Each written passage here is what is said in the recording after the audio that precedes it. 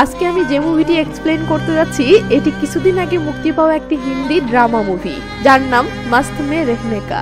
মুভিটির গল্প কি নিয়ে তা বলবো না, শুধু মুভিটির ব্যাপারে একটি কথা বলবো, তা হলো মুভিটির শুরুর দিকে প্রথম কয়েক মিনিট একটু বোরিং লাগতে পারে। প্লিজ একটু ধৈর্য ধরবেন, কথা দিলাম সামনে গিয়ে গল্পটি আপনার সেই ভালো লাগতে শুরু করবে। তো এবার চলুন মুভির কিছু ঝলক দেখে নিয়ে মুভিটি শুরু করা যাক।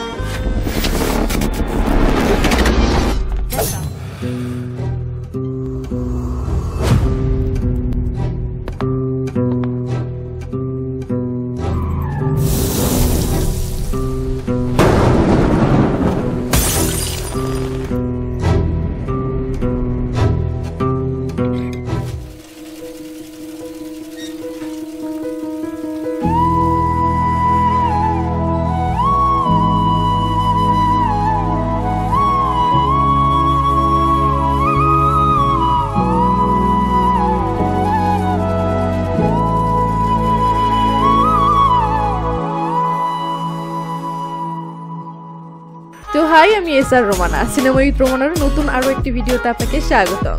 মুভির শুরুতেই দেখি কামান্থ নামের একজন বয়স্ক লোক নিজের জীবনের উপর বিতৃষ্ণা হয়ে সুইসাইড করার জন্য সমুদ্রের দিকে যাচ্ছে, আর দূর থেকে লোকজন চিল্লিয়ে তাকে আটকানোর চেষ্টা করতেছে। হঠাৎ অ্যালার্মের শব্দে কামান্থের ঘুম ভেঙে যায়, মানে এটা তার স্বপ্ন ছিল। তবে এই স্বপ্নটা সে এমনি এমনি দেখেনি। 12 বছর হচ্ছে তার ছেলে সন্তান তাকে ছেড়ে বিদেশে গিয়ে আছে।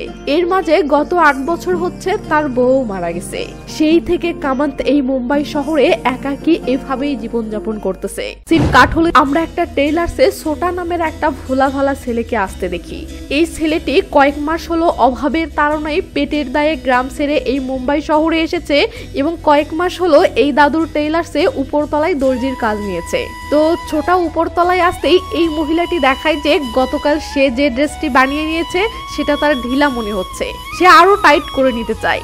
এটা শুনে ছোটা বলে, আরে ভাবি, আরো টাইট করলে তো আপনার গায়ের সাথে একদম চেপে থাকবে, আপনার নিঃশ্বাস নিতে কষ্ট হবে। তারপরেও মহিলাটি টাইট করতে চাইলে ছোটা সহজ সরল মনে একটা ফিতা মহিলাটির গায়ে ধরে বলে, দেখেন আরো টাইট করলে দেখতে খারাপ লাগবে। ব্যাস, মহিলাটি কোনো কথা নেই, ধ্যাম করে ছোটার গালে একটা থাপ্পড় মেরে বসে। ছোটা তো পুরো অবাক। এরপর মহিলাটি বাহিরে এসে টেইলার্সের সামনে দাঁড়িয়ে পোজ মেরে সেলফি তুলতেছে। এটা দেখে দাদু ভয় পেয়ে বলে, কিরে ও কি করছে? তখন মহিলাটি বলে, ফেসবুকে যদি এটা ভাইরাল না করি না তো আমার নাম শানা না, দেখে নিও। এই বলে চাচি সেই একটা পার্ট নিয়ে চলে যায়। কি একটা অবস্থা। তো এরপর আমরা দেখি দাদু নিজের সম্মান বাঁচাতে ছোটাকে বের করে দিচ্ছে, আর ছোটা বারবার বলে যাচ্ছে, চাচা আমার কোনো দোষ নেই। বাট চাচা মিয়া ছোটার কোনো কথাই শুনতে রাজি নয়। এরপর কি আমরা দেখি ছোটা তার জিনিসপত্র নিয়ে অসহায়ের মতো পথে পথে ঘুরে বেড়াচ্ছে। সিন চলে আসে রান্ধীর নামের একটা ফল বিক্রেতার কাছে। রান্ধীর ছোটাকে পথে পথে এভাবে ঘুরতে দেখে চমকে যায়, কারণ এরা পাশাপাশি গ্রামের ছেলে। তো ছোটা সারাদিন থেকে কিছু খায়নি, তাই রান্ধীর আগে ছোটাকে খেতে দেয়। ছোটা তখন একটু মুখে দিয়েই হাউমাউ করে কাঁদতে থাকে আর তার সকল ঘটনা বলতে থাকে। সবকিছু শুনে রান্ধীর ছোটাকে তার সাথে নিয়ে আসে এবং তার একটা থাকার জায়গা দেয়। পরের দিন সকাল হতেই ছোটা নানা টেইলার্সে গিয়ে দর্জির কাজ চাই, বাট সবাই ওই মহিলাটির ভিডিও দেখেছে, তাই কেউ তাকে কাজ তো দেয় না, বরং উল্টো আরো তাকে কুকুর বেড়ালের মতো দূর দূর করে তাড়িয়ে দেয়। এভাবেই সারাটা দিন চলে গেলে রাতের বেলা দেখি ছোটা হতাশ হয়ে ওভারব্রিজের উপর উঠে এই ব্যস্ত শহরের দিকে অসহায়ের মতো তাকিয়ে আছে। আর ঠিক সেই ওভারব্রিজের নিচে আরেকটা মেয়েও ছোটার মতোই একাকী উদাস হয়ে দাঁড়িয়ে আছে। এই মেয়েটিকে সেই প্রশ্নটা রেখে সিন মুম্বাই এয়ারপোর্টে চলে আসলে আমরা মিসেস হান্ডা নামের একটা বয়স্ক মহিলাকে দেখতে পাই, যে কানাডা থেকে মুম্বাই তার নিজের বাসায় ফিরতেছে। আসলে মিসেস হান্ডার একমাত্র ছেলে তার বউ বাচ্চা নিয়ে কানাডায় থাকে, তাই মিসেস হান্ডা তাদের সাথে থাকার জন্য কানাডায় গিয়েছিল।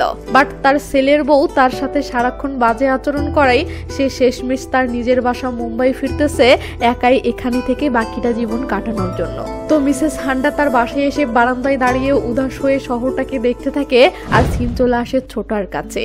ছোটা সারাদিন কাজের সন্ধান করে হতাশ হয়ে ফিরতেছে, এমন সময় তার সাথে বিলকিস নামের একটা মেয়ের দেখা হয়। এই বিলকিস ফিল্ম জগতে কাজ করে এবং এর আগে বিলকিস ছোটার থেকে অনেকগুলো ড্রেস বানিয়ে নিয়েছে, সেই সূত্রে ছোটার সাথে তার পরিচয়। বিলকিস ছোটাকে তার মোবাইল নাম্বারটা দিয়ে বলে, আমি দুবাই, রিয়াদ, ওমান সহ আরো অনেক দেশে শো করি, তাই আমার পুরো টিমের জন্য অনেকগুলো ড্রেসের প্রয়োজন। তোর সেলাই মেশিন গুলো আছে তো, আমাকে ড্রেসগুলো বানিয়ে দিতে পারবি? ছোটা আমতা নামতা করতে করতে বলে, হ্যাঁ মেশিন সেটআপ আছে, আমি পারবো। এটা শুনে বিলকিস বলে ঠিক আছে তাহলে আমাকে কল করিস। এই বলে বিলকিস চলে গেলে ছোটা খুশিতে আত্মহারা হয়ে ভগবানের কাছে শুকরিয়া জানায়। সিন রাতে আসলে দেখি রান্ধীর ছোটাকে বলতেছে সেলাই মেশিন, মার্কেটে রুম নিতে গেলে তার সিকিউরিটি বাবদ টাকা এবং 1 মাসের অ্যাডভান্স ভাড়া সব মিলিয়ে তো প্রায় 1 লাখ টাকার দরকার। ভাই তুই এত টাকা কোথায় পাবি? এটা শুনে ছোটা বলে কিভাবে পাবো জানি না, তবে এই শহরে আমাকে বেঁচে থাকতে গেলে যেভাবেই হোক টাকাটা আমাকে ম্যানেজ করতেই হবে। পরের দিন ছোটা বিলকিসকে কল করে তার সাথে দেখা করতে আসে ও বিলকিসকে ব্যস্ত দেখে চুপচাপ বসে থেকে বিলকিসের ফ্রি হওয়ার অপেক্ষা করতে থাকে। বিলকিস ফ্রি হয়ে ছোটার কাছে এসে ছোটাকে একটা ড্রেসের ফটো দেখিয়ে বলে এই ড্রেসটা 90 পিস বানিয়ে দিতে হবে, টোটাল 2 লাখ টাকার অর্ডার। এটা শুনে ছোটা চমকে যায় ও ফটো নিয়ে ভালো করে দেখে বলে সমস্যা নেই, এখানকার সব ডান্সার মেয়ের ফিগার প্রায় সেম, তাই বানাতে দেরি হবে না। এটা শুনে মেয়েরা হেসে উঠলে বিলকিস দুষ্টামি করে একটা লুক দিয়ে বলে তুই তো দেখি অনেক ফাস্ট রে, তোর সব মেয়ের ফিগার যখন দেখেই মাপ করে নিয়েছিস তো যা 2 সপ্তাহের মাঝে ড্রেস রেডি কর।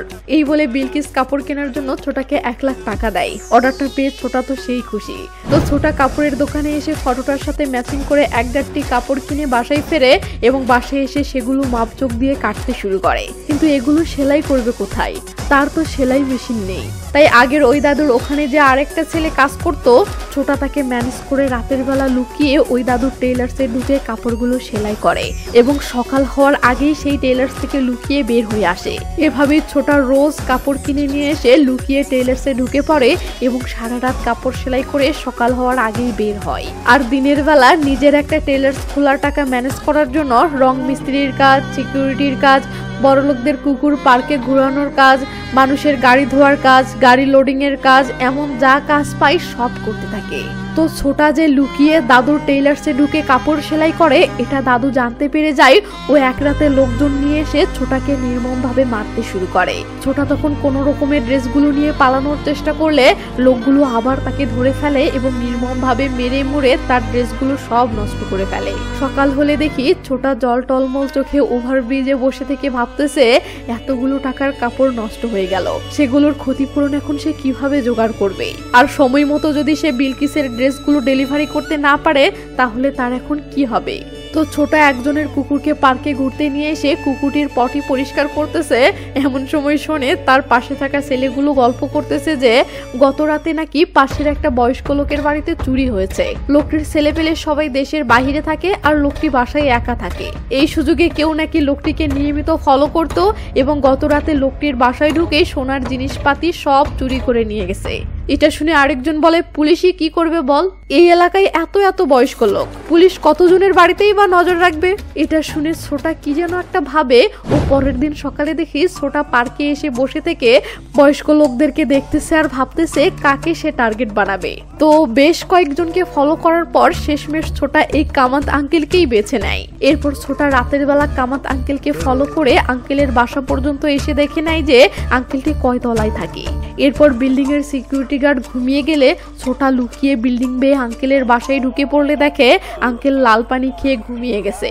এই সুযোগে ছোটা একটা রুমে ঢুকে পড়তেই কিছু একটার সাথে ধাক্কা খায়। আওয়াজ শুনে আঙ্কেল ঘুম থেকে উঠে সেদিকে যেতে ধরে।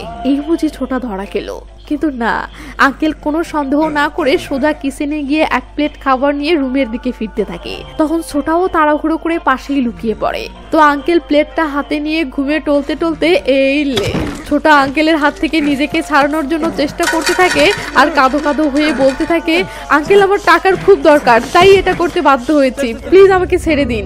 এর মাঝেই আঙ্কেল ছোটার সাথে ধস্তাধস্তি করতে করতে ছোটাকে ঝাপটে ধরেই মাটিতে পড়ে গেলে ছোটা লক্ষ্য করে আঙ্কেল নিস্তেজ হয়ে হাত পা সব ছেড়ে দিয়েছে। এটা দেখে ছোটা তো ভয় শেষ। এরপর আঙ্কেলের হুঁশ ফিরতেই ছোটা হাত জোর করে বলতে শুরু করে স্যার প্লিজ আমাকে ছেড়ে দিন। তখন আঙ্কেল বলে প্লিজ তুই আমাকে মেরে ফেল, তোর কত টাকা লাগবে নিয়ে যাক, কিন্তু প্লিজ আমাকে মেরে ফেলে যা, আমি এভাবে বোরিং জীবন নিয়ে আর বাঁচতে চাই না, আমার গলা টিপে আমাকে মেরে ফেল। এই বলে আঙ্কেল ছোটার হাতটা নিয়ে তার গলায় ধরিয়ে দেয় আর হাউ হাউ করে কাঁদতে কাঁদতে বলে আমি তোর পায়ে পড়ি, প্লিজ আমাকে মেরে ফেল। আর ওদিকে ছোটা বলতে থাকে আঙ্কেল প্লিজ আমাকে যেতে দেন। কি একটা অবস্থা। একসময় ছোটা ভয়ে আঙ্কেলকে ধাক্কা মেরে চলে যেতে ধরলে আঙ্কেল ছোটার পা টেনে ধরে বলে, প্লিজ আমাকে মেরে ফেলে যা, প্লিজ তোর পায়ে ধরতেছি। তো আঙ্কেল কিছুতেই পা ছেড়ে না দিলে ছোটা বাধ্য হয়ে আঙ্কেলের মুখে একটা লাথি মেরে নিজেকে ছাড়িয়ে নিয়ে পালাতে থাকলে আঙ্কেল নিস্তেজ হতে হতেও হাত জোর করে যেতে থাকে। তো ছোটা পালিয়ে এসে একটা জায়গায় বসে থেকে হাউমাউ করে কাঁদতেছে, আর ওদিকে দেখিয়ে আঙ্কেল রক্তাক্ত অবস্থায় পড়ে আছে। এই লোকটির নাম লিয়াকত, সে এই এলাকার প্রভাবশালী একজন মাস্তান, আর লিয়াকতের পড়ে থাকা এই দোকানটার উপরতলা ছোটা ভাড়া নিচ্ছে। তো লিয়াকতের চেলা বলে, ভাই এর নিচতলায় তো আমাদের অনেক কপার পাইপ রাখা আছে, এগুলো কি নিয়ে যাব? লিয়াকত বলে, আরে না, এখানেই থাক। তো ছোটার দোকানটা দেখে নিয়ে 60,000 টাকা লিয়াকতকে দিলে লিয়াকত রেগে মেগে রান্দিরকে বলে, কিরে ওকে বলিসনি যে 20,000 টাকার ভাড়া আর 1 লাখ টাকা সিকিউরিটি? তখন রান্দির বলে, ভাই ওকে কয়টা দিন সময় দিন, ও ব্যবসাটা শুরু করুক, তখন আপনার সব টাকা দিয়ে দিবে।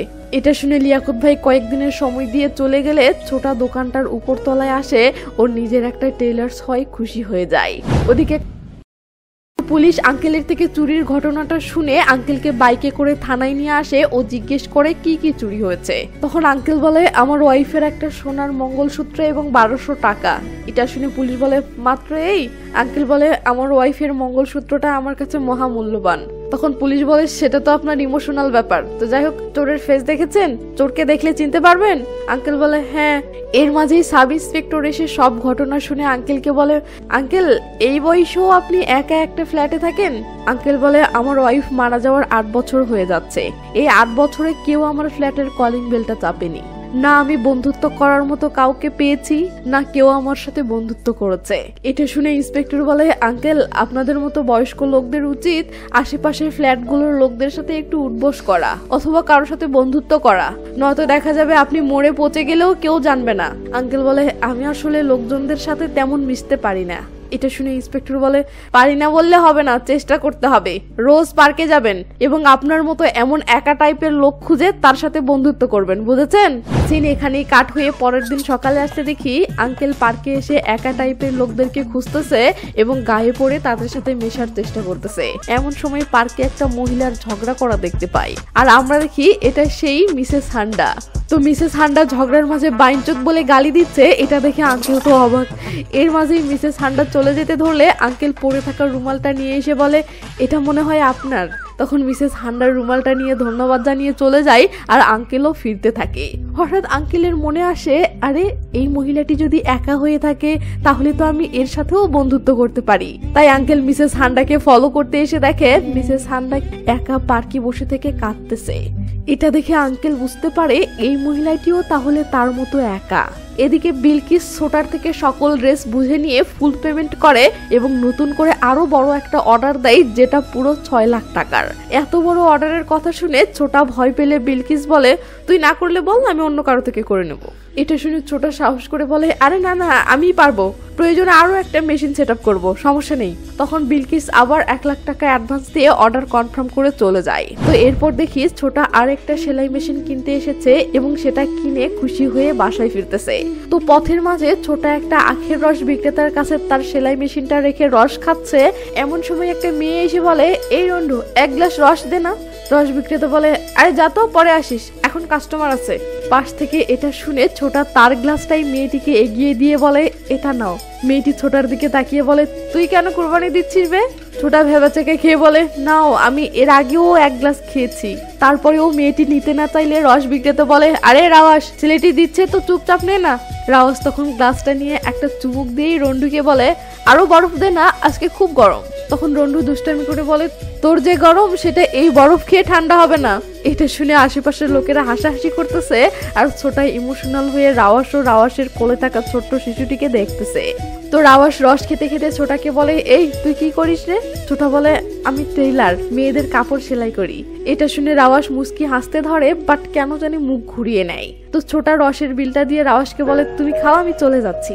এই বলে ছোটা যেতে ধরে দেখে তার সেলাই মেশিনটা নেই, এই কাম সারছে। ছোটা তো পুরো হন্য হয়ে যায়, ও লোকদেরকে জিজ্ঞেস করে ভাই এখানে আমি একটা সেলাই মেশিন রেখেছিলাম, কে নিয়ে গেল? কিন্তু কেউ কিছু বলতে পারছে না। ছোটা তখন পুরো পাগলের মতো হন্য হয়ে মেশিনটা খুঁজতে শুরু করলে ছোটার এই অবস্থা দেখে রাওয়াসের ভীষণ খারাপ লাগে। তাই রাওয়াস ছোটার দিকে দেখতে দেখতে সাইডে আসলে এই মেয়েটি বলে এই কাজটা আমার স্বামী করেছে। এটা শুনে রাওয়াস আবার ছোটার দিকে দেখতে থাকলে দেখে ছোটা কাঁদতে কাঁদতে হন্য হয়ে রাস্তায় রাস্তায় মেশিনটা খুঁজে বেড়াচ্ছে। যা দেখে রাওয়াস তার কোলের বাচ্চাটা আসল মাকে দিয়ে চোরের কাছে কল করে বলে যে বক্সটা নিয়ে গেছিস সেটা নিয়ে এক্ষুনি আয়। এই বলে রাওয়াস ছোটাকে রাস্তা থেকে টেনে নিয়ে একটা ওভারব্রিজের উপরে আসলে চোর ব্রিজের অপর পাশে এসে কল করে বলে দিদি ও আমাকে মারবে না তো? রাওয়াস বলে আরে না তুই আয়। চোরটি তখন ব্রিজের মাঝখানে এসে বক্সটা রেখে দৌড় দিতেই ছোটা রাওয়াসের কাছ থেকে দৌড়ে গিয়ে বক্সটা হাতে তুলে নেয়। বাট পিছন ফিরে দেখে রাওয়াস গায়েব, আর এদিকে ততক্ষণে চোরও তো গায়েব। ছোটা তখন তাড়াহুড়ো করে মেশিনটা নিয়ে বাসায় চলে আসে। পরের দিন দেখি রাওয়াস রাস্তায় বেলুন বিক্রি করতেছে, আর ওদিকে ছোটাও এই এলাকায় এসে রাওয়াসকে খোঁজার চেষ্টা করতেছে। তো ছোটা রাওয়াসকে খুঁজে না পেয়ে মন খারাপ করে চলে যাচ্ছে, এমন সময় রাওয়াস পিছন থেকে এসে বলে এই টেইলার। ছোটা পিছন ফিরে বলে তোমার বাচ্চা কোথায়? রাওয়াস বলে গায়েব হয়ে গেছে। এই বলে হাসতে থাকে। ছোটা বলে আমার সাথে নাস্তা করবে? রাওয়াস বলে পাও ভাজি খাওয়াবি? ছোটা ইশারায় হ্যাঁ বলতেই সিন কাট হয়, আর দেখি রাওয়াস ভালো কাপড় পরে তার ফেসটা সাবান দিয়ে ধুয়ে কালিগুলো তুলতেছে। এরপর সিন রেস্টুরেন্টে আসলে ছোটা রাওয়াসের দিকে দেখতেছে আর বলতেছে তুমি তো অনেক সুন্দর। তখন রাওয়াস বলে আমরা চেহারায় বুট পলিশ করা কালি লাগাই এবং কোলের ছোট বাচ্চা নিয়ে রাস্তায় নামি, এটা আমাদের ধান্দায় ভালো ইনকাম হয়, বুঝেছিস? এর মাঝে কোল্ড ড্রিঙ্কস আসলে রাওয়াস খুশিতে বাচ্চাদের মতো করে হাসে ও কোল্ড ড্রিঙ্কসটা খেয়ে বাচ্চাদের মতো করে মজা করে, যা দেখে ছোটার বেশ ভালো লাগে। তো রাওয়াসের খাওয়া শেষ, তাই ছোটা তার হাতটা মোছার জন্য টিস্যু খুঁজতে ব্যস্ত হয়ে পড়ে, আর ওদিকে রাওয়াস তার হাতটা টি শার্টেই মুছে আপন মনে চলে যায়। ছোটা সামনে ফিরে দেখে রাওয়াস রেস্টুরেন্ট থেকে বের হয়ে গেছে এবং আপন মনে পুরো বিন্দাস স্টাইলে চলে যাচ্ছে। তখন রাওয়াসের এমন আচরণগুলো ছোটা চেয়ে চেয়ে দেখতে থাকে আর ভিতরে ভিতরে বেশ খুশি হতে থাকে। এর কিছুদিন পর লিয়াকত তার বকেয়া টাকাগুলো নিতে আসলে ছোটা সামান্য কিছু টাকা বের করে দেয়, যা দেখে লিয়াকত ভাই খেপে গিয়ে বলে কিরে কষি একটা থাপ্পড় মারবো নাকি? তখন ছোটা বলে ভাই সব টাকা দিয়ে দিব, প্লিজ আর কয়টা দিন সময় দিন। এটা শুনে লিয়াকত ভাই আর 3 দিন সময় দিয়ে চলে যায়। কিন্তু এই 3 দিনের মাঝে ছোটা এত টাকা কোথায় পাবে সেটাই এখন প্রশ্ন। সিন রানধীরের ফলের দোকানে আসলে দেখি মিসেস হান্ডাই এখানে ফল কিনতে এসেছে, আর ওদিকে একটু দূরে ছোটা দোকানের ফলগুলো গুছিয়ে দিচ্ছে। রানধীর বলে আন্টি আপনাকে তো এর আগে দেখিনি। মিসেস হান্ডা বলে কিছুদিন হলো কানাডা থেকে এসেছি। ছোটা মনোযোগ দিয়ে এসব শুনছিল। তো মিসেস হান্ডা বাসায় ফিরতে থাকলে কামাত আঙ্কেল তাকে ফলো করতে শুরু করে, ওদিকে ছোটাও তাকে ফলো করতে করতে বাসার সামনে পর্যন্ত চলে আসে। সিন পরের দিন আসলে দেখি কামাত আঙ্কেল আজকেও লুকিয়ে লুকিয়ে মিসেস হান্ডাকে ফলো করতে শুরু করেছে। তো মিসেস হান্ডা বাসায় এসে বেলকুনি থেকে নিচে তাকালে দেখে কামান্ত তাকে ফলো করতে করতে এখানে চলে এসেছে। ওদিকে বিল্ডিং এর সিকিউরিটি গার্ডও আবার এসব দেখে ভেবে পাচ্ছে না এই আঙ্কেল আর আন্টির মাঝে কাহিনী কি। পরের দিন মিসেস হান্ডার বিল্ডিং এর সামনে দিয়ে একটা বিয়ের বরযাত্রী যাচ্ছে। মিসেস হান্ডা সেগুলোর ভিতর দিয়ে এসে তার বাসায় ঢুকে পাশের রুমে আসতেই ছোটাকে দেখে চমকে যায় ও ছোটাকে আক্রমণ করে বলে শালা আমার ঘরে চুরি করতে এসেছিস। ছোটা তখন আন্টিকে থামানোর জন্য কি করবে ভেবে না পেয়ে ধাক্কা মেরে খাটের উপর ফেলে দেয় ও খাটের তোষকটা দিয়ে আন্টিকে পেঁচিয়ে রেখে বেলকুনির দিকে দৌড় দেয়। এরপর ছোটা বেলকুনির জানালা দিয়ে বেরিয়ে দেয়াল বেয়ে নামতে থাকে, আর ওদিকে আন্টি বেলকুনিতে এসে চৌচুর বলে চিল্লাতে থাকে। বাট বিয়ের ব্যান্ড পার্টির আওয়াজে কেউ আন্টির কথা শুনতে পায় না। এদিকে ছোটা তাড়াহুড়ো করে নেমে ব্যান্ড পার্টির ভিতর দিয়ে বেরিয়ে প্রাণপণে দৌড়ে পালিয়ে যায়। সিন কাট হলে দেখি পুলিশ এসে চুরির ইনভেস্টিগেশন করতেছে, আর কামান্ত আঙ্কেল এসে ঘটনাটা বোঝার চেষ্টা করতেছে। তো সিকিউরিটি গার্ড কামান্ত আঙ্কেলকে দেখে পুলিশকে বলে স্যার ওই আঙ্কেল রোজ এই বাসার সামনে এসে উকি ঝুঁকি মারে। এটা শুনে পুলিশটি অবাক হয়ে আঙ্কেলের দিকে তাকায়। সিন থানায় আসলে দেখি পুলিশ মিসেস হান্ডাকে থানায় এনে সাব ইন্সপেক্টরকে বলতেছে স্যার এনার বাসাতেই চুরি হয়েছে। চোর বেশ কিছু সোনার গহনা চুরি করে নিয়ে গেছে, যার মূল্য প্রায় 2 লাখ টাকার মতো। এটা শুনে সাব ইন্সপেক্টর বলে আন্টি চোর আপনার উপর কি কোনো হামলা করেছিল, যেমন চাকুটাকু মারা বা এমন কিছু? আন্টি বলে না এমন কিছু হয়নি। তখন ইন্সপেক্টর দূরে তাকিয়ে বলে কাকা একটু আলোতে আসুন তো। এটা শুনে কামান্ত আঙ্কেল কাছে আসলে ইন্সপেক্টর কামান্ত আঙ্কেলকে বলে আপনি ওনার বিল্ডিং এর নিচে 10 দিন ধরে ঘুরঘুর করছিলেন কেন? এটা শুনে আন্টি তো পুরো অবাক। তো আঙ্কেল মিনমিন করে বলে আমি ওনার বিল্ডিং এর নিচে ঘুরঘুর করছিলাম এটা জানার জন্য যে উনি একা থাকেন কিনা। এটা শুনে ইন্সপেক্টর অবাক হলে আঙ্কেল ফিসফিস করে বলে স্যার আপনি তো আমাকে বুদ্ধি দিয়েছিলেন আমার মতো একা থাকে এমন লোকের সাথে বন্ধুত্ব করতে হবে। তখন ইন্সপেক্টর আঙ্কেলকে পাশে বসিয়ে নিয়ে ফিসফিস করে বলে আরে আপনি তো দেখছি এই কয়দিনেই পুরো আশিক হয়ে গেছেন, তো আন্টির সাথে বন্ধুত্বটা জমিয়েছেন? আঙ্কেল বলে, বন্ধুত্ব করার আগেই তো এসব ঘটে গেল। আন্টি দূর থেকে এসব আলাপ কিছুটা শুনতে পাচ্ছে, তাই আন্টি আনকমফোর্টেবল হয়ে উঠে পড়েও বলে, আমি তাহলে চলে যাচ্ছি, কি হয় আমাকে জানেন। এই বলে আন্টি চলে গেলে ইন্সপেক্টর আঙ্কেলের সাথে এসব নিয়ে মজা নিতে শুরু করে। পরের দিন পুলিশ মিসেস হান্ডাকে আবার থানায় এনে একটা নিরিবিলি রুমে বসায়। এরপর সেখানে কামাত আঙ্কেল আসতেই মিসেস হান্ডা চমকে ওঠে ও ভয়ে চিল্লাচিল্লি শুরু করে। আন্টি আঙ্কেলকে মারতে মারতে সেখান থেকে বের হলে পুলিশ কনস্টেবল এসে বলে, আরে আন্টি উনি কামাত আঙ্কেল, উনি বাসায় একা থাকেন, তাই ওনার বাসাতেও চুরি হয়েছে। এই বলে কনস্টেবল দুটি মানকি টুপি দিয়ে বলে, যান ভিতরে যান। আন্টি তখন ভয়ে ভয়ে ভিতরে এসে একটা টুপি আঙ্কেলকে দিয়ে আরেকটা টুপি নিজে পরে নেয়। তখন এদের সামনে এক এক করে এই এলাকার নানা চোরদেরকে হাজির করা হয় ও জিজ্ঞেস করা হয় এদের মাঝে সেই চোরটি আছে কিনা, বাট এরা সেই চোরকে পায় না। তো আঙ্কেল বেরিয়ে এসে থানার ভিতরে বিন্দাস খেতে বসলে আন্টি বাহিরে এসে আঙ্কেলকে চেয়ে চেয়ে দেখতে থাকে। এরপর আন্টি বাহিরে এসে খাবার খাচ্ছে, এমন সময় আঙ্কেল সেদিক দিয়ে যেতে ধরলে আন্টি আঙ্কেলকে আটকিয়ে সরি বলে এবং দুজনের নানা গল্প সল্প করতে করতে বাসার দিকে হাঁটতে থাকে। এভাবে হাসি ঠাট্টা করার মাধ্যমে দুজনের মাঝে মোটামুটি ভালো একটা বন্ধুত্ব হয়ে যায়। পরের দিন আন্টি পার্কে এসে নিজে খুঁজে কামাত আঙ্কেলের কাছে আসে এবং আঙ্কেলের সাথে নানা বিষয় নিয়ে হাসি ঠাট্টা করতে করতে বাচ্চাদের মতো করে অট্ট হাসি হাসতে থাকে, যা দেখে আঙ্কেল তো লজ্জায় পড়ে যায়। সিন ছোটার কাছে আসলে দেখি ছোটা একটা কাপড় সেলাই করে বিকেলবেলা ব্রিজের কাছে এসে রাওয়াসকে খুঁজতেছে। তো রাওয়াস ট্রাফিক সিগন্যালে দাঁড়িয়ে থাকা গাড়িগুলো থেকে ভিক্ষা করতেছে। এমন সময় দূরে ছোটাকে দেখে থমকে যায় ও ভিক্ষা ছেড়ে খুশি হয়ে সাথে সাথে ছোটার কাছে দৌড়ে আসলে ছোটা তার ব্যাগ থেকে একটা প্যাকেট বের করে দেয়। রাওয়াস খুশি হয়ে সেটা পরে নেয় এবং প্যাকেট থেকে ড্রেসটা বের করে অবাক হয়ে বলে, এটা তুই সেলাই করেছিস? ছোটা মাথা নাড়িয়ে হ্যাঁ বলে রাওয়াস বলে, এটা আমার জন্য বানিয়েছিস?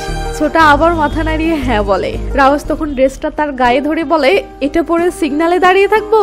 ছোটা বলে, আরে না, এটা তো বাহিরে কোথাও যাওয়ার সময় পড়বে। রাওয়াস বলে, আমি তো এখন বাহিরেই আছি। তখন ছোটা বলে, আরে সিনেমা টিনেমা দেখতে গেলে তখন। এটা শুনে ছোটা লজ্জায় মাথা নাড়ালে রাওয়াস ড্রেসটা নিয়ে আপন মনে দৌড়ে সিগন্যালের দিকে যেতে থাকে আর ছোটা খুশিতে গুলগুলা হয়ে দূর থেকে রাওয়াসকে চেয়ে চেয়ে দেখতে থাকে। তখন রাওয়াসও পিছন ফিরে কলিজা স্যাদ করা একটা লুক দেয়, যা দেখে ছোটার মনটা যেন ভরে যায়। এরপর দেখি রাওয়াস বাসায় এসে গোসল টোসল করে ছোটার দেওয়া ড্রেসটা পরে সেজে গুজে পুরো একদম চাকাচাক হয়ে বাসা থেকে বের হচ্ছে। তো রাওয়াসকে এভাবে বের হতে দেখে তার এক সাথী বলে, কি রে, কোনো কাস্টমারের কাছে যাচ্ছিস নাকি? রাওয়াস বলে, না, প্রেম করতে যাচ্ছি। এই বলে রাওয়াস হেসে উঠলে মেয়েটিও হেসে ওঠে ও তার কানের দুলগুলো খুলে রাওয়াসকে পরিয়ে দেয়। রাওয়াস তখন মেয়েটিকে একটা পাপ্পি দিয়ে ফুরফুরা মুড়ে সিনেমা হলের দিকে যেতে থাকে আর ওদিকে ছোটাও সিনেমা হলের দিকে আসতে থাকে। তো ছোটা সিনেমা হলের সামনে আসতেই রাওয়াসকে এমন লুকে দেখে পুরো একদম থমকে যায় ও মন্ত্রমুগ্ধের মতো ধীরে ধীরে রাওয়াসের কাছে এসে রাওয়াসকে বুকে জড়িয়ে ধরে। রাওয়াস তো পুরো অবাক। এরপর দুজনে সিনেমা হলের ভিতরে এসে বসে পড়লে ছোটা সিনেমা দেখা বাদ দিয়ে সারাক্ষণ শুধু রাওয়াসকেই চেয়ে চেয়ে মন ভরে দেখতে থাকে। এটা দেখে রাওয়াস বলে, তুই আমার আসল নাম জানিস তো? ছোটা মাথা নাড়িয়ে না বললে রাওয়াস বলে, রানী। ছোটা বলে, ও আচ্ছা, তুমি হিন্দু? রাওয়াস বলে, জানি না, মুসলিমও হতে পারি। তো তুই কি? ছোটা বলে, হিন্দু। আসল নাম মাধুস গুপ্তা, লোকে ভালোবেসে ছোটা ছোটা বলে ডাকে। এটা শুনে রাওয়াস বলে, কেন রে, তোর ছোট নাকি? এটা শুনে ছোটা লজ্জা পেলে রাওয়াস বাচ্চাদের মতো করে জোরে হেসে ওঠে। সিন আঙ্কেল আন্টির কাছে আসলে দেখি এদের একাকী জীবনের অবসান ঘটেছে এবং এদের বোরিং জীবনটা হাসি ঠাট্টা আর মজ মাস্তিতে ভরে উঠেছে। দুজনেই রোজ একসাথে পার্কে ঘুরতে এসে বাচ্চাদের মতো করে নানা দুষ্টামো করে সময় কাটায়। আর মিসেস হান্ডা খুবই চঞ্চল টাইপের হওয়ায় সব সময় চুপচাপ থাকা কামাত আঙ্কেলও এখন জমিয়ে আড্ডা দিতে শিখে গেছে। যে আঙ্কেল এক সময় তার বোরিং জীবনের উপর অতিষ্ঠ হয়ে মরতে চাইতো, সেই আঙ্কেল এখন নতুন করে বাঁচার স্বপ্ন দেখতে শুরু করেছে। তাই আঙ্কেল খুশি হয়ে মিসেস হান্ডাকে বলে, জানেন, 12 বছর পর আজ আমি মন খুলে হাসলাম এবং একটানা এতক্ষণ ধরে কারোর সাথে কথা বললাম। এই বলে আঙ্কেল ইমোশনাল হয়ে যায় আর আঙ্কেলের চোখে জল টলমল করে ওঠে। তখন আন্টিও ইমোশনাল হয়ে বলে, সমস্যা নেই, যখন যা মনে আসবে মন খুলে বলে ফেলবেন, নয়তো মনের ওজন এতটা ভারী হয়ে যাবে যে ঠিক মতো চলতে পারবেন না। তখন আঙ্কেল মুগ্ধ হয়ে বলে, আপনি কত মজা করে কথা বলতে পারেন। এটা শুনে আন্টি বলে, ওই আমার উপর নজর লাগাস না। আর হ্যাঁ, আমি কথা ভালো বলতে পারি, কিন্তু কথা বলার তো মানুষ পায় না। একা একা কথা বললে তো আবার লোকে পাগল ভেবে পাগলা গারুদের রেখে আসবে বাঞ্চত। তখন আঙ্কেল মন খারাপ করে বলে, আমি তো একা একাই কথা বলি। এটা শুনে আন্টি ইমোশনাল হয়ে বলে, এখন থেকে আর একা কথা বলতে হবে না। তখন আঙ্কেল কাঁদো কাঁদো চোখে আন্টির দিকে তাকাই আর সিন চলে আসে ছোটার কাছে। আমরা দেখি ছোটা ও রাওয়াস সমুদ্রের তীরে বসে ফুচকা খাচ্ছে। তো ফুচকা খাওয়া শেষে দুজনে গল্প করার সময় ছোটা বলে, আচ্ছা তোর কোলে সেদিন বাচ্চা দেখলাম, তো তোর স্বামী কোথায়? রাওয়াস বলে, আব্বে চুতিয়া, ওটা ভাড়া করা বাচ্চা। আর হ্যাঁ, আমার একজন প্রেমিক ছিল, নাম রাফি। কানে সেই স্টাইলওয়ালা একটা রিং পরতো, চুলগুলো একদম ডিজে স্টাইলে কাটতো, রোজ রাতে আমাকে বাইকে ঘোরাতো, ফালুদাও খাওয়াতো। ওর না কবিতার খুব শখ ছিল, লিখতেছি চিঠি রক্ত দিয়ে, এটাকে পাগলামো ভাবিস না, আমি তোর আশিক বেবি, আমাকে ভুলেও ভাই ভাবিস না। শালা রাফিক দুবাই চলে গেল রে, এরপর থেকে আমার জীবনে কেউ নেই, কিচ্ছু নেই। এসব বলে রাওয়াস মন খারাপ করে থাকলে ছোটা মায়াবী এক নজরে রাওয়াসের দিকে তাকায়। ওদিকে কামাত আঙ্কেলও মন খারাপ করে সমুদ্রের তীরে বসে আছে আর আন্টি আঙ্কেলের মনটা ভালো করার জন্য এক মুঠো শঙ্খ কুড়িয়ে এনে দিচ্ছে। তো আন্টি আঙ্কেলের পাশে বসে দুষ্টামো করে বলে, কি ভাবতেছেন জানাব? তখন আঙ্কেল বলে, সমুদ্রের ঢেউগুলো দেখতেছি আর ভাবতেছি এরা সাগর থেকে বেরিয়ে আসার জন্য কত জোরে দৌড়ে আসে, কিন্তু শেষমেশ পাড়ে এসে আশ্রয় পড়ে এদের স্বপ্নটা শেষ হয়ে যায়। আমার মনে হচ্ছে আমিও এই ঢেউগুলোর মতন। তখন আন্টি বলে, জীবন দুই প্রকার, একটা হলো আমরা নিজের ইচ্ছে মতো যে জীবনটা কাটাই আর সেটা তো আমাদের শেষ, আরেকটা হলো এখনো বেঁচে আছি বলে জীবনের বাকি সময়টা সময়ের হাতেই সঁপে দিয়ে জীবনটা পার করা, যা এখন আমাদের চলতেছে। এটা শুনে আঙ্কেলের ফেসে একটা হাসি ফুটে ওঠে ও আঙ্কেল কষ্ট ভুলে হাসতে শুরু করে। এরপর আঙ্কেল আন্টিকে নিয়ে একটা বাসে উঠলে আমরা সেই বাসের ছাদে ছোটা ও রাওয়াসকেও দেখতে পাই। রাওয়াস বাসের ছাদ থেকে সমুদ্র দেখতে দেখতে ছোটাকে বলে, সমুদ্রের ওই পাশে দুবাই তাই না? ছোটা বলে, হ্যাঁ। রাওয়াস বলে, জানিস আমার না খুব ইচ্ছে হচ্ছে এই কষ্টের সাগরটা পাড়ি দিয়ে দুবাই যেতে। এটা শুনে ছোটা মন খারাপ করে বলে, গরিবের আবার স্বপ্ন। রাওয়াস বলে, ওই তুই কথাই কথাই এত কাঁদিস কেন? হ্যাঁ শালা কান্দুরা কোথাকার। ছোটা ভেবাচাকে খেয়ে বলে, আসলে জীবনে এই প্রথম এমন খোলা জায়গায় এসেছি তো তাই ইমোশনাল হয়ে গেছি। আমার না খোলা জানালাওয়ালা এমন একটা বাসার খুব স্বপ্ন, যেখানে শুয়ে শুয়ে আকাশ দেখা যাবে। কত বছর যে হয়ে গেল শুয়ে শুয়ে খোলা আকাশ দেখিনি। ছোটবেলায় না আমরা দুজনে শুয়ে শুয়ে দুপাশ থেকে তারা গুনতাম, গুনতে গুনতে হিসেব ভুলে যেতাম, তবু তারা শেষ হতো না। রাওয়াস অবাক হয়ে বলে, আমরা দুজন মানে? ছোটা বলে, আমি আর আমার বড় ভাই। এটা শুনে রাওয়াস স্বস্তির একটা নিঃশ্বাস ফেলে। ওই একটু পর ছোটাকে বলে, আচ্ছা তুই কখনো কোনো মেয়ের সাথে শুয়েছিস? ছোটা বলে, তারা গোনার জন্য? এটা শুনে রাওয়াস খিলখিল করে হাসতে থাকলে ছোটা ব্যাপারটা বুঝতে পেরে বলে, আসলে না কোনো মেয়ের প্রতি কখনো আমার আকর্ষণটা আসেনি। তখন রাওয়াস বলে, আমাকে দেখে তোর আকর্ষণ আসে? ছোটা বলে, আরে আকর্ষণ আসার হলে আসবে, না আসার হলে না আসবে, এটা কি ইচ্ছে করে আনার জিনিস? রাওয়াস বলে, এক্ষুনি আমার দিকে তাকিয়ে বল। ছোটা তখন তাকিয়ে বলে, এই ড্রেসে তোকে তো ভালোই লাগতেছে, তোকে দেখার মন চাচ্ছে। রাওয়াস বলে, আর যদি ড্রেস খুলে ফেলি তো? ছোটা লজ্জা পেয়ে বলে, এমন কথাবার্তা কখনো কোনো মেয়ের সাথে বলিনি। রাওয়াস বলে, কেমন কথাবার্তা? ছোটা লজ্জায় লাল হয়ে বলে, যেসব তুই বললি। এটা শুনে রাওয়াস সজোরে হাসতে শুরু করে ও হাসি শেষে ছোটাকে বলে, এর আগে কেউ আমাকে এতটা হাসায়নি রে। এই বলে রাওয়াস ছোটার আরো কাছে এসে বলে, রোজ আমার সাথে দেখা করবি? ছোটা বলে, হ্যাঁ। এটা শুনে রাওয়াস খুশি হয়ে ভিতরে ভিতরে মুস্কি মুস্কি হাসতে থাকে আর সিন কাট হয়। এরপর আমাদেরকে কামান্ত আঙ্কেল, মিসেস হান্ডা আন্টি, ভিখারি মেয়ে রাওয়াস এবং দরিদ্র টেইলার ছোটাকে একসাথে একটা স্ক্রিনে দেখানো হয়। সিন কাট হয়ে রাতে আসলে দেখি রাওয়াস ছোটার টেইলার্সে এসে উপরতলায় উঠেছে এবং টিনের ছাদটা দেখে বলতেছে, এটা কি খোলা যায়? ছোটা বলে, কখনো ট্রাই করিনি। তখন দুজনে মিলে ট্রাই করলে একটা টিন সরে যায় ও আকাশ বেরিয়ে আসে। এটা দেখে তো দুজনে শুধু খুশি নয়, মহা খুশি। ছোটার অনেক বড় স্বপ্ন ছিল এমন একটা বাসার যেটাতে শুয়ে থেকে আকাশ দেখা যাবে, আর আজ সেটা পূরণ হলো। তাই দুজনেই খুশিতে যেন আত্মহারা হয়ে পড়ে। এর মাঝেই রাওয়াস ছোটার রুমে আঙ্কেলের বাসা থেকে চুরি করে আনা মঙ্গলসূত্রটা দেখতে পেয়ে খুশি হয়ে বলে, এটা কার রে? ছোটা ভেবাচাকে খেয়ে বলে, এটা আমার মায়ের। রাওয়াসের মনটা চাচ্ছিল সেটা পরার জন্য, বাট এত দামি সোনার জিনিস, তাই রাওয়াস সাহস না পেয়ে সেটা ছোটাকে ফেরত দেয়। ছোটা ব্যাপারটা বুঝতে পেরে বলে, এটা তুমি নিয়ে নাও। তারপরেও রাওয়াস এত দামি একটা জিনিস কিছুতেই নিতে রাজি হয় না, বাট ছোটা জোর করে সেটা দিয়ে দিলে রাওয়াস সেটা গলায় পড়তে ধরে থেমে যায় ও আবার ফেরত দেয়, কারণ এটা মঙ্গলসূত্র। এটা পরার মানে স্বামী স্ত্রীর বন্ধনে আবদ্ধ হওয়া। আর এত বড় একটা স্বপ্ন দেখার সাহস কিছুতেই রাওয়াসের হচ্ছে না। বাট ছোটার বারবার রিকোয়েস্টের ফলে রাওয়াস শেষমেশ সেটা পড়ার সাহসটা করে আর তাদের মাঝে অন্যরকম একটা রোমান্টিক মুহূর্ত ক্রিয়েট হয়ে যায়।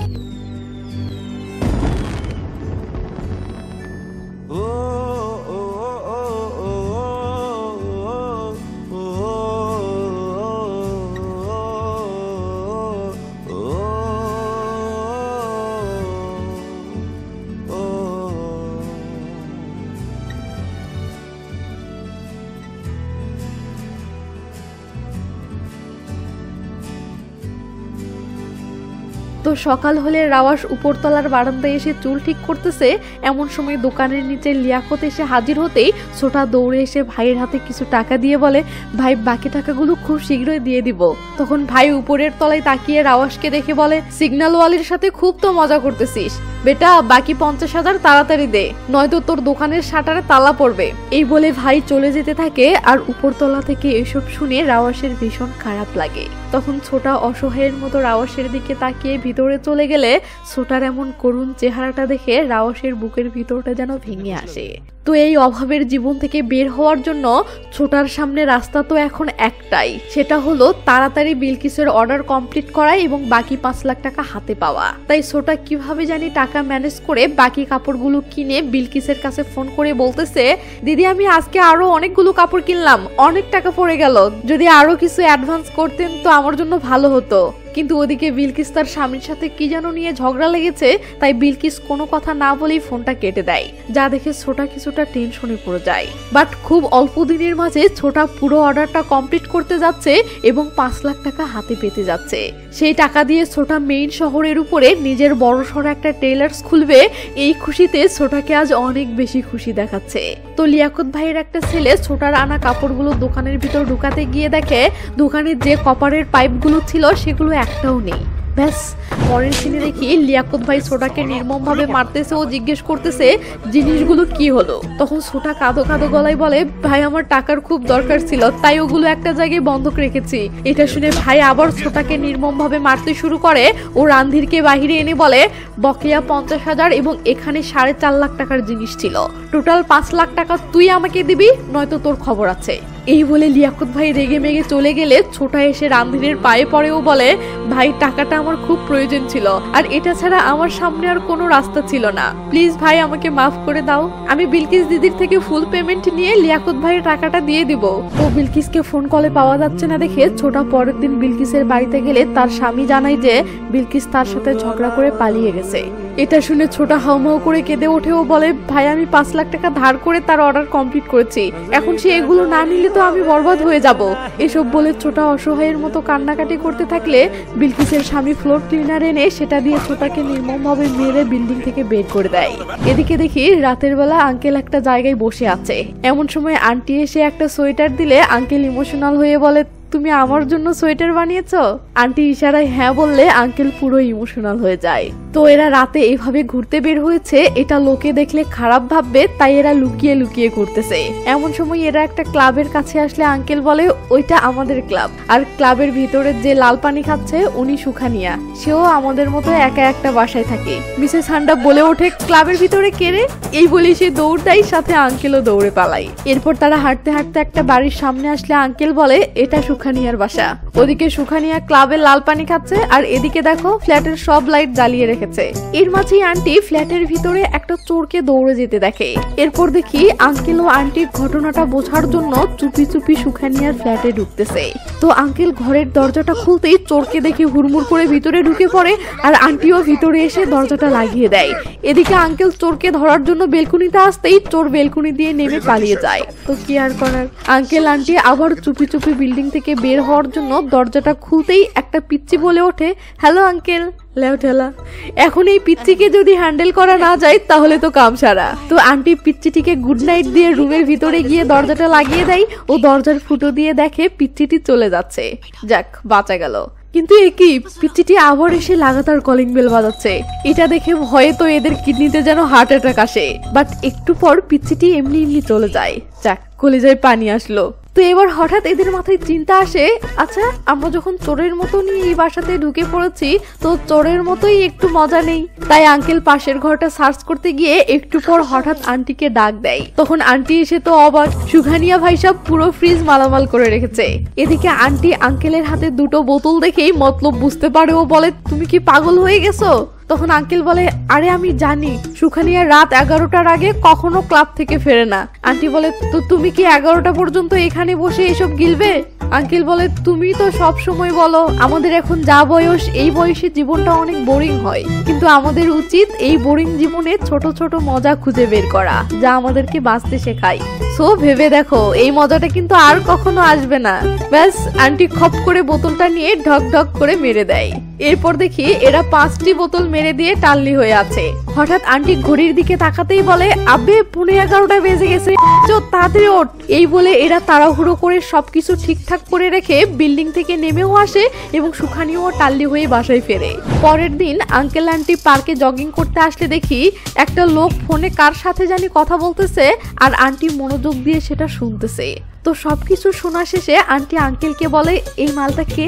আঙ্কেল বলে, তাবরেশ পানোয়ারি, লেন 4-এর 6 নাম্বার ফ্ল্যাটে থাকে। এরপর আঙ্কেল আন্টির কাছে জানতে চাই ও ফোনে কি কথা বলছিল। আন্টি বলে, ও কাকে যেন বলছিল ও আজ রাতের ফ্লাইটে কোথায় জানি যাচ্ছে, আর ওর ফ্ল্যাটের চাবি ওয়েলকামের নিচে রেখে দিয়েছে। আঙ্কেল বলে, ওয়েলকামের নিচে মানে? আন্টি বলে, না, একদম ব্রেন লাগানোর চেষ্টা করবে না। আঙ্কেল বলে, আরে জাস্ট গিয়ে ঘরে বসে মজা করে বিয়ার খাবো, ব্যাস এতটুকুই তো। আন্টি সুর পাল্টে বলে, আমিও সেটাই ভাবতেছি। ব্যাস, পরের সিনে দেখি আঙ্কেল আন্টি এসে ওয়েলকাম থেকে চাবি নিয়ে ফ্ল্যাটের ভিতরে ঢুকে পড়েছে। তো আঙ্কেল বিয়ার খুঁজতেছে, এমন সময় আন্টি পাশের রুমের দরজা থেকে দুষ্টু একটা ডাক দিয়ে 2টি বিয়ার দেখায়। ব্যাস, তারপর আর কি, দুজনে জমিদারি স্টাইলে সোফায় বসে প্যাকা প্যাক সব মেরে দিতে থাকে। এভাবেই এরা অনেক মজা করে জায়গা মতো চাবিটা রেখে দিয়ে চুপি চুপি ফ্ল্যাট থেকে বের হয়ে আসে। তো এই বয়সী লোকদের জীবনে তো মজা বলে কিছুই থাকে না, না তারা আমাদের মতো নানা মজা ও আড্ডাবাজি করতে পারে, না তাদের ছেলেমেয়েরা তাদের সাথে থাকে, আবার সাথে থাকলেও না তারা তাদের সাথে বসে সময় কাটায়। তাই এই বয়সী লোকদের জীবন এতটা বোরিং হয়ে থাকে যে এরা নিরুপায় হয়ে শুধু জাস্ট বেঁচে আছে বলে বেঁচে থাকে। কিন্তু এদের ক্ষেত্রে ব্যাপারটা একটু আলাদা হয়ে গেছে। এরা এদের চেষ্টায় এই বোরিং জীবনটার মাঝেই ছোট ছোট মজা খুঁজে নিয়েছে, যা এদেরকে নতুন করে বাঁচার স্বাদ জাগাচ্ছে, আরো 100 বছর বেঁচে থাকার স্বপ্ন দেখাচ্ছে। তো এরা যথারীতি চুরি করে এক লোকের বাসায় ঢুকে মজা করতেছে। এমন সময় সেই বাসায় চুরি করার জন্য ছোটা ঢুকে পড়ে। লাউ ঠেলা। আঙ্কেল বলে, শালা আবার তুই আমার ঘরে চুরি করতে এসেছিস? ছোটা বলে, এটা তো আপনার ঘর না, আপনি মানুষের ঘরে কেন? এটা শুনতে আঙ্কেল চাকু নিয়ে ছোটার দিকে তেড়ে আসে ও বলে, শালা চুরি করে মানুষের ঘরে ঢুকিস? ছোটা বলে, আপনিও তো চুরি করে ঢুকেছেন, এখন আমি যদি পুলিশ ডাকি তো আপনিও ফেসে যাবেন। এটা শুনে আন্টি ধরা পড়ার ভয়ে পিছন থেকে এসে এইলে ছোটার সাথে সাথে লুটে পড়ে যায়, আর আন্টি আঙ্কেলকে নিয়ে তাড়াহুড়ো করে প্রাণপণে পালাতে থাকে। এদিকে ছোটা রক্তাক্ত হয়ে পড়ে আছে, আর ওদিকে আন্টি এতগুলো সিঁড়ি বেয়ে তাড়াহুড়ো করে পালানোর চেষ্টা করে যাচ্ছে। এটা করতে গিয়ে আন্টির ব্লাড প্রেশার প্রচুর বেড়ে যায় ও আন্টির হার্টের সমস্যা হয়ে নিস্তেজ হয়ে পড়ে যায়। আন্টির এমন ফেস দেখে আঙ্কেল তো পুরো অস্থির। আঙ্কেল সঙ্গে সঙ্গে রাস্তায় গিয়ে আন্টিকে হসপিটালে নেওয়ার জন্য নানা লোকের কাছে হেল্প চাইতে থাকে, বাট কেউ গাড়ি থামায় না। এদিকে আন্টির চোখ ধীরে ধীরে বন্ধ হয়ে আসতেছে। ওদিকে ছোটাও নিজেকে বাঁচানোর জন্য আহত অবস্থাতেই বিল্ডিং বেয়ে নিচে নেমে এসে পালাতে থাকলে আন্টিকে এভাবে পড়ে থাকতে দেখে থমকে যায় ও আন্টির কাছে এসে আন্টিকে স্বাভাবিক করার চেষ্টা করে। তো এদিকে আঙ্কেল কোনো গাড়ি থামাতে না পেরে শেষমেশ একটা গাড়ির সামনেই এসে দাঁড়ায় ও ধাক্কা খেয়ে গাড়িটা থেমে যায়। তখন আঙ্কেল পিছনে তাকালে কি যেন একটা দেখে পুরো একদম থমকে যায়। আমরা দেখি আহত ছোটার নিজে আন্টিকে কোলে করে হসপিটালে নিয়ে যাওয়ার জন্য বের হয়েছে। এটা দেখে আঙ্কেল তো পুরো একদম বাকরুদ্ধ। সিন চলে আসে হসপিটালে। আমরা দেখি আন্টিকে হসপিটালে আনা হয়েছে এবং ইমার্জেন্সি বিভাগে নেওয়া হয়েছে। আন্টির অবস্থা খুবই খারাপ, না জানি কি হয় বোঝা যাচ্ছে না। সিন ছোটার কাছে আসলে দেখি ছোটার মাথাতেও অনেক বড় জখম হয়েছে এবং তার মাথাতেও 3টি সেলাই দেওয়া হয়েছে। তবে ছোটা যেহেতু অন্যের বাসায় চুরি করতে ঢুকেছিল, তাই ছোটা পুলিশি ঝামেলার ভয়ে আহত অবস্থাতেই হসপিটাল থেকে পালাচ্ছে। সিন রাওয়াসের কাছে আসলে দেখি রাওয়াস প্রতি রাতে অনেকগুলো মেয়েদের সাথে বড়লোকদের নানা প্রাইভেট পার্টিতে যাচ্ছে এবং টাকার জন্য বড়লোকদের সামনে এভাবে নিজের ইজ্জত বিক্রি করতেছে। সিন আঙ্কেলের কাছে আসলে দেখি আঙ্কেল দরজায় দাঁড়িয়ে কাঁদো কাঁদো হয়ে আন্টিকে দেখতেছে। এটা দেখে আন্টি আঙ্কেলকে কাছে ডেকে আনে এবং অসুস্থ অবস্থাতেই নানা মজার কথা বলে হাসতে থাকে। তখন আঙ্কেল বলে, এই অবস্থায় এভাবে হেসো না, তোমার সমস্যা হবে। তখন আন্টি কাঁদতে কাঁদতে বলে, 3 বছর পর এতটা হাসতেছি। এরপর আন্টি কান্নায় ভেঙে পড়েও বলে, আমার জীবন শেষ হয়ে গিয়েছিল, জাস্ট নিঃশ্বাস চলছিল বলে বেঁচেছিলাম, আজ বহু বছর পর বাঁচার ইচ্ছা জাগতেছে। এসব বলে আন্টি হাউমাউ করে কাঁদতে থাকলে আঙ্কেল কাঁপা কাঁপা হাতে আন্টির মাথায় হাত বুলিয়ে দিয়ে সান্ত্বনা দিতে থাকে। আন্টি আবার সেন্সলেস হতে শুরু করলে সেন্স হারাতে হারাতে বারবার শুধু এটাই বলে, ওই চোরটি ভালো আছে তো, তার কিছু হয়নি তো। সিন ছোটার কাছে আসলে দেখি ছোটা রামধীরের কাছে কল করে হাউমাউ করে কাঁদতেছে আর রাওয়াসের খোঁজ জানতে চাচ্ছে, কারণ ছোটা রাওয়াসকে খুঁজে পাচ্ছে না। এদিকে হসপিটাল থেকে ডিসচার্জ বিল আসলে আন্টি আঙ্কেলের কাছে জানতে চাই কত টাকা বিল এসেছে। আঙ্কেল বলে, ওসব নিয়ে পরে ডিসকাস করা যাবে, আগে বাসায় চলো। এই বলে আঙ্কেল কিভাবে জানি টাকা ম্যানেজ করে হসপিটালের বিল পরিশোধ করে। সিন রাওয়াসের কাছে আসলে দেখি রাওয়াস একজন বড় লোকের ছেলের সাথে হোটেলে রাত কাটিয়ে ফিরতেছে।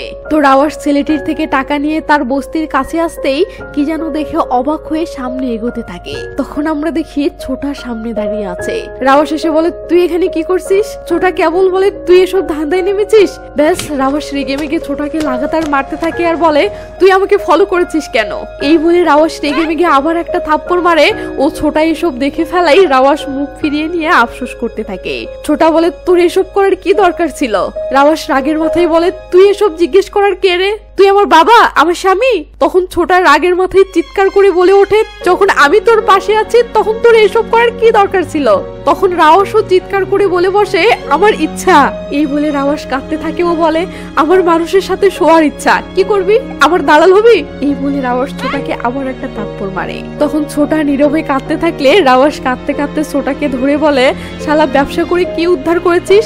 ধার দেনার মাঝে ডুবে মরতেছিস। এই বলে রাওয়াস মুখ ফিরিয়ে নিয়ে চলে যেতে থাকলে ছোটা মনের কষ্টে গলা ফেটে চিৎকার করে কাঁদতে কাঁদতে দৌড়ে চলে যায়। সিন রাওয়াসের কাছে আসলে দেখি রাওয়াস বাসায় এসে ছোটার গিফট দেওয়া ড্রেসটাকে বুকে জড়িয়ে নিয়ে অঝরে কেঁদে যাচ্ছে। এরপর থেকে রাওয়াস বহুবার ছোটাকে কল করে, বাট ছোটা মনের কষ্টে আর রাওয়াসের কলটা রিসিভ করে না, যা দেখে কষ্টে রাওয়াসের বুকের ভিতরটা যেন ভেঙে আসে। ওদিকে আন্টি হসপিটাল থেকে বাসায় ফিরলে বাসার দারোয়ান আন্টির ব্যাগে থাকা হসপিটালের পেপারস গুলো কেমন জানি রহস্যজনক ভাবে দেখে। তো আঙ্কেল বাসার ভিতরে এসে টয়লেটে ঢুকে মোবাইলের ক্যালকুলেটরে কি যেন হিসাব করে। তখন আমরা দেখতে পাই আঙ্কেল তার ভবিষ্যতের জন্য 4 লাখ টাকা সেভিং করে রেখেছিল। তার মাঝে 2,56,000 টাকা আন্টির হসপিটালের বিল দিয়েছে, আর আঙ্কেলের কাছে মাত্র 1,44,000 টাকা আছে। এটা দেখে আঙ্কেল টেনশনে পড়ে যায়। আর ওদিকে আন্টি তার বিলের কাগজটা ওপেন করলে আঙ্কেল যে তার জন্য 2,56,000 টাকা পে করেছে এটা দেখে অবাক হয়। এর কিছুদিন পর আঙ্কেল আন্টির ফোনে কল করলে সেটা আন্টির ছেলে জিহান রিসিভ করে। তখন আঙ্কেল অবাক হয়ে বলে, জিহান বেটা, আমি তোমার আম্মুর ফ্রেন্ড কামান্ত। তুমি কবে কানাডা থেকে দেশে আসলে? তোমার আম্মু কি করতেছে? পাশ থেকে আন্টি এসব শুনছিল। তো আঙ্কেল বলে, বেটা, আজকে আমি তোমার আম্মুকে আমার বাসায় ডিনারের দাওয়াত দিয়েছিলাম। আমি ওর জন্য ওর পছন্দের পানিপুরি বানাচ্ছিলাম, আর ও আমার জন্য কারি পাকোড়া বানিয়ে নিয়ে আসার কথা। তুমিও আসিও বেটা, কেমন? জিহান রেগে মেগে বলে, আম্মু ঘুমিয়ে গেছে, আপনি কাল সকালে ফোন করবেন। এই বলেই জিহান কল কেটে দেয়। আন্টি তো পুরো অবাক। তো জিহান আঙ্কেলের নাম্বারটা ডিলিট করতেছে দেখে আন্টি বলে, কি করছিস? জিহান বলে, দারোয়ান না জানালে আমি জানতামই না তুমি হার্ট অ্যাটাক করে হসপিটালে ছিলে, তাও আবার রিপোর্টে অ্যালকোহল ধরা পড়েছে। এটা তোমার বয়স মদ পান করার? তখন আন্টিও জিহানের উপর রেগে মেগে বলে, তুই কখনো ভালো করে খোঁজ নিস আমি কেমন আছি, আমার জীবন কেমন কাটতেছে? তো আমার জীবন আমার মতো করে কাটাতে দে। এটা শুনে জিহান রাগ করে ফোনটাই ভেঙে ফেলে। এর কিছুদিন পর সিন লিয়াকত ভাইয়ের কাছে আসতেই কে যেন লিয়াকতকে ডাক দেয়। তখন লিয়াকত দেখে এটা রাওয়াস। তো রাওয়াস এসে লিয়াকতের হাতে ছোটার সেই বকেয়া 5 লাখ টাকা ধরিয়ে দিয়ে আসতে থাকে। আসলে রাওয়াস ছোটার এই 5 লাখ টাকা ম্যানেজ করার জন্যই বাধ্য হয়ে বাজে পথ বেছে নিয়েছিল। কিন্তু রাওয়া সেটা গোপনে করতে চেয়েছিল, বাট ছোটা সেটা দেখে ফেলে ঝামেলাটা বেঁধে গেছে। তো ওদিকে আন্টি ডিনারে না আসাই আঙ্কেল আন্টির জন্য বানানো পানিপুরিগুলো নিয়ে আন্টির বাসাতে আসলে বাসার দারোয়ান জানে যে আন্টি বাসায় নেই। এটা শুনে আঙ্কেল পানিপুরিগুলো দারোয়ানকে দিতে ধরলে দারোয়ান বলে জিহান ভাই কারো থেকে কিছু নিতে নিষেধ করেছে। এটা শুনে আঙ্কেল ভীষণ কষ্ট পায়। এদিকে আবার ছোটা আঙ্কেলের কাছে ক্ষমা চাওয়ার জন্য ও আন্টি কেমন আছে তা জানার জন্য আঙ্কেলের বাসায় এসেছে এবং কলিং বেল বাজাচ্ছে। বাট আঙ্কেল তো ওদিকে আন্টির ওখানে গিয়েছে, তাই কেউ দরজা না খুললে ছোটা চলে যেতে ধরতেই বিল্ডিং এর সিকিউরিটি গার্ড সামনে এসে দাঁড়ায়। আর সিকিউরিটি গার্ড তো এই বিল্ডিং এর চুরি হওয়ার আগে ছোটাকে এই বিল্ডিং এর সামনে ঘুরঘুর করতে দেখেছিল, তাই সিকিউরিটি গার্ড ছোটাকে ধরার চেষ্টা করে। ছোটা তখন গা বাজিয়ে চলে যেতে ধরতেই এই লে ছোটার মাথায় আঘাত করেছে এবং ছোটা অজ্ঞান হয়ে পড়ে গেছে। সিন আঙ্কেলের কাছে আসলে দেখি আঙ্কেল সমুদ্র তীরে এসে মন খারাপ করে বসে আছে। এমন সময় আন্টি অন্য কারো ফোন থেকে কল করে জানায় যে সে এখন এয়ারপোর্টে আছে আর তার ছেলে তাকে জোর করে কানাডা নিয়ে যাচ্ছে।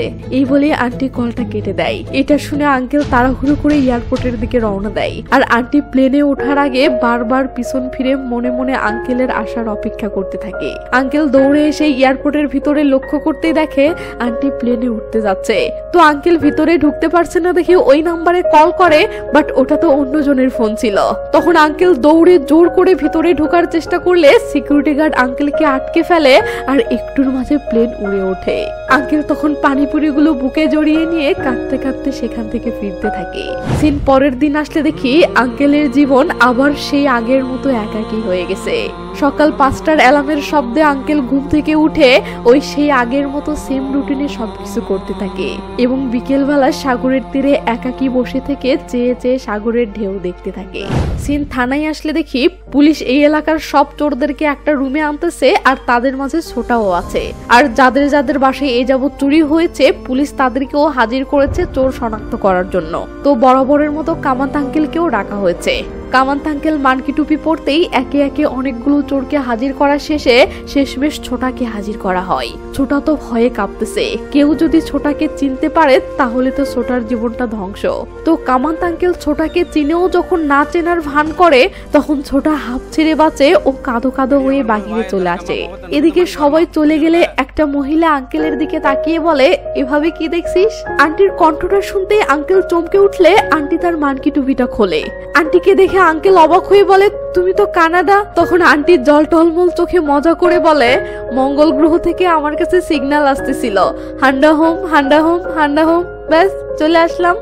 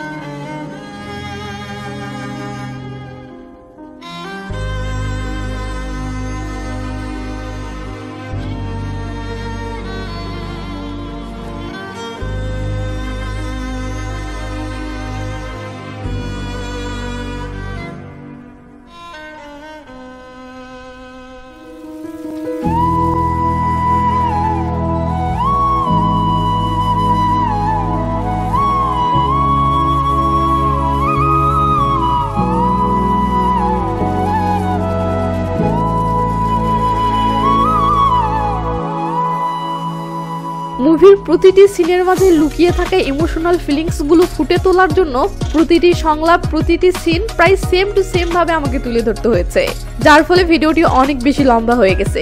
প্লিজ ভিডিওটি বড় হওয়ার জন্য কেউ আবার কমেন্টে বকা দিয়েন না, মনটা খারাপ হয়ে যাবে। তাই মিসা হোক বা সাসা হোক পারলে ভালো কিছু কমেন্ট করবেন, ভিডিওতে লাইক দিবেন।